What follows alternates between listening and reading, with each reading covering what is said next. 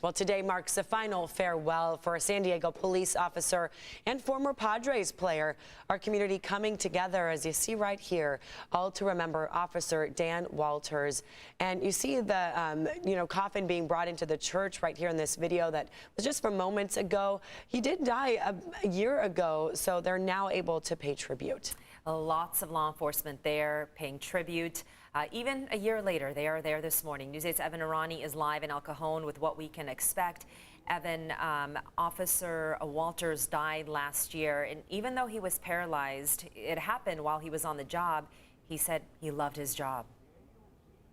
Yeah, he said he loved his job, and he said he doesn't regret having been there at the situation specifically that caused him to be paralyzed from the neck down. He says that he believes that that specific instance of him having been shot could have been what prevented another person, a civilian, for example, from being shot or killed. So he does he did up until the day he died, still believe that he should have been there that day. And he was there providing backup for another officer that was responding to that incident. As you guys mentioned, and as we talked about really over the last hour or so as that procession has been coming through, this is mainly something for those other members of law enforcement as a way to remember Officer Dan Walters. He passed away last year. That was from injuries sustained in that shooting back in 2003 when he was paralyzed. And Walters was also known for his time on the baseball field before joining the San Diego Police Department. He played as a catcher for San Diego Padres during the 1992 and 1993 seasons. We were just told that there could actually be a moment of silence prior to that Padres game. There is one scheduled for today. The Police Officers Association says that he became paralyzed from the neck down after that 2003 shooting. It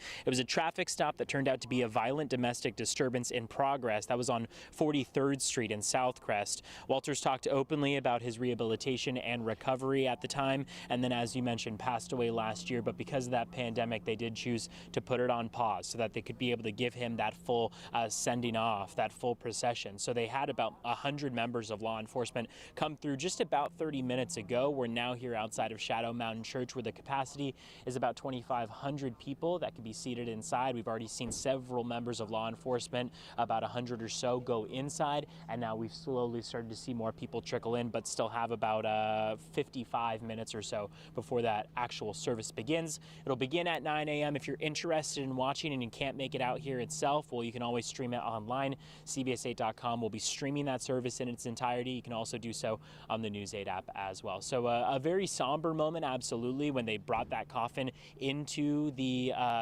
church itself. However, like we mentioned, this is a big moment for those officers who travel across the state and in some cases across the country in order to attend the funerals for those members of law enforcement who have been injured or killed in the line of duty. Stella, Netta, I'll send things back to you.